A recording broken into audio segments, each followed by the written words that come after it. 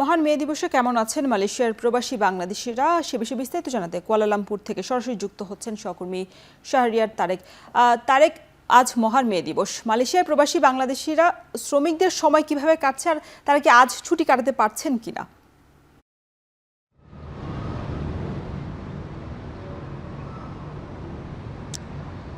রোশন, আপনাকে জানিয়ে রাখি যে বিভিন্ন ভিসায় কিন্তু মালয়েশিয়াতে নিয়মিত এবং অনিয়মিত মিলিয়ে 15 লক্ষাধিক প্রবাসী এখানে আছেন বলে প্রবাসী বাংলাদেশি যারা আছেন তারা ধারণা করে থাকেন। এর মধ্যে সিংহভাগই কিন্তু সাধারণ কর্মী হিসেবে এখানে কর্মরত আছেন এবং আমরা মালয়েশিয়া সরকারের পক্ষ থেকে যে তথ্যটি পেয়েছি যে প্রায় 9 লক্ষাধিক বাংলাদেশি মালয়েশিয়াতে আছেন যারা বৈধ ভিসা নিয়ে এখানে সাধারণ কর্মী হিসেবে কাজ করছেন। আপনি যেটি জানতে চাচ্ছিলেন যে আসলে এই যে আমেরিকার শিকাগো শহরে দৈনিক 8 ঘন্টার দাবিতে যে মানুষের আত্মত্যাগের মাধ্যমে যে আজকের এই যে মে দিবস উদযাপিত হচ্ছে, এটি কিন্তু আসলে শ্রমজীবী মানুষদের জন্য একটি অধিকারের দিন, তাদের প্রাপ্তির দিন। সেই দিক থেকে মালয়েশিয়াতেও কিন্তু আজকে ছুটির দিন পালিত হচ্ছে।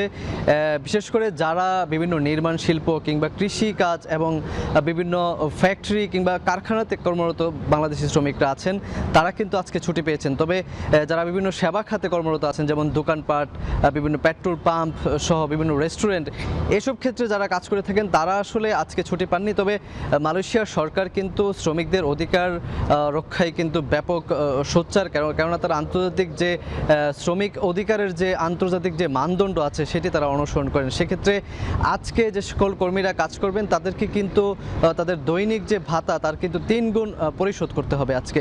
এছাড়া যারা ছুটিতে আছেন তারা তো আসলে প্রবাসী বাংলাদেশিরা যারা আছেন, আপনি নিশ্চয়ই জানেন যে তারা আসলে তাদের যে কর্মব্যস্ততা সেটি পুরো মাস জুড়ে, পুরো বছর জুড়েই থাকে। বিভিন্ন উৎসব পার্বণ কিংবা এরকম বিশেষ কোনো দিন আসলেই তারা আসলে ছুটি পেয়ে থাকেন।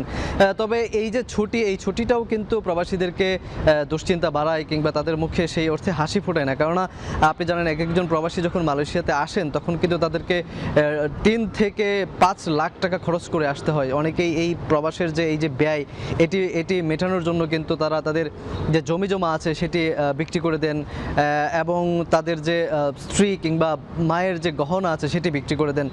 ফলে তাদের কিন্তু যে এই যে খরচটি তারা করে থাকেন সেটি, এবং একই সঙ্গে তাদের যে স্বপ্ন থাকে পরিবারের মুখে হাসি ফোটানোর, সন্তান আছে তাদের ভবিষ্যৎ যাতে উজ্জ্বল হয়, কিংবা একজন প্রবাসী যখন দেশে ফিরে যাবেন তখন যেন তিনি স্বাবলম্বী হিসেবে বসবাস করতে পারেন, তার একটি স্বপ্ন থাকে। ফলে তাদের মধ্যে একটি তাড়না থাকে সবসময় বেশি অর্থ উপার্জন করার।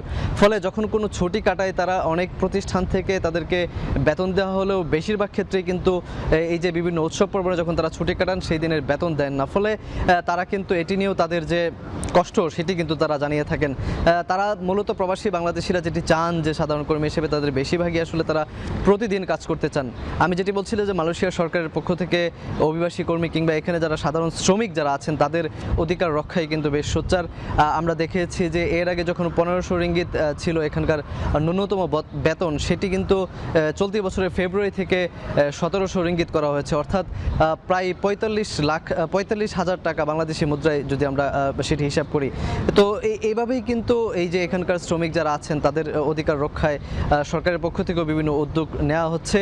আজকে মালয়েশিয়ার প্রধানমন্ত্রী আনোয়ার ইব্রাহিম একটি সভায় তার বক্তব্যে তিনি বলেছেন যে এই যে 1700 রিঙ্গিত যে তাদের বেতনকে বৃদ্ধি করা হয়েছে এটি আসলে তার সরকারের জন্য খুব একটি কঠিন ব্যাপার ছিল, কেননা বিভিন্ন সরকারের বিভিন্ন যে ব্যবসায়ীরা আছেন তাদের পক্ষ থেকে বলা হচ্ছিল যে তাদের উৎপাদন ব্যয় বেড়ে যাবে।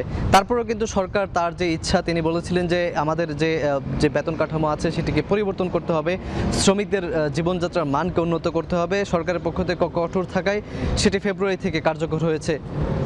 মোটা দাগে প্রবাসীরাও কিন্তু তাদের বিভিন্ন দাবি দাওয়া কিন্তু এই যে আজকের এই দিনটি নয়, তারা সবসময় তাদের কিছু দাবি দাওয়া সরকারের কাছে উত্থাপন করে থাকেন। আমাদের গণমাধ্যম কর্মীদেরকে তারা বলে থাকেন, তারা যেটি বলেন যে বিদেশে আসার ক্ষেত্রে বাংলাদেশি প্রবাসীদের যে সবচেয়ে বড় প্রতিবন্ধকতা যেটি যে তাদের কিন্তু ব্যাপক একটি খরচ করতে হয়, ব্যাপক ব্যয় করতে হয়, 3 থেকে 5 লাখ টাকা তাদেরকে ব্যয় করতে হয়। এই ব্যয়টি যদি বাংলাদেশ সরকারের পক্ষ থেকে কঠোর হস্তে তারা যদি ব্যবস্থা নেয় যে এই ব্যয়টাকে কমানো যায় কিনা, একই সঙ্গে প্রবাসে আমরা গত যে নতুন করে কর্মীরা আসছেন সেই সময় আমরা দেখেছি যে বাংলাদেশি কর্মীরা যারা শুধু বাংলাদেশি না অন্যান্য দেশের কর্মীরাও আছেন যারা এখানে এসে আসলে তারা ঠিকমতো কাজ পাচ্ছিলেন না কিংবা কাজ পেলেও তারা আসলে বেতন পাচ্ছিলেন না।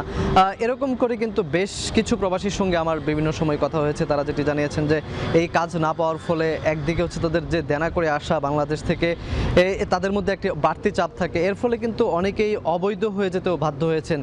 তারা এখন মোটা দাগে সবচেয়ে বেশি যে দাবিটি করছেন সরকারের কাছে যে বাংলাদেশ সরকারের উচিত এখনই মালয়েশিয়া সরকারের সঙ্গে একটি কূটনৈতিক তৎপরতা বাড়িয়ে যাতে এই যে যারা কর্মীরা আছেন অবৈধ হয়ে গেছেন বিভিন্ন কারণে তারা যাতে বৈধতার একটি সুযোগ পায়। একই সঙ্গে নতুন করে যখন কোনো কর্মীকে মালয়েশিয়াতে পাঠানো হবে তাদের কাজের পরিবেশ আছে কিনা, যে সকল কর্মীরা যে সকল নিয়োগকর্তারা বাংলাদেশ থেকে কর্মী আনার জন্য আবেদন করবেন তাদের আসলে কর্মী আনার কর্মীদের কাজের সংস্থান আছে কিনা সেটি যাতে নিশ্চিত করে নতুন করে আবার কর্মী পাঠানো হয়। মোটা দাগে এই সকল দাবিগুলোই আসলে প্রবাসীরা বলছেন। তো এই ছিল আসলে আমার কাছে মালয়েশিয়া থেকে সবশেষ। মহান মে দিবসে মালয়েশিয়ার প্রবাসী বাংলাদেশিদের খোঁজ খবর জানাচ্ছিলেন সহকর্মী শাহরিয়ার তারেক।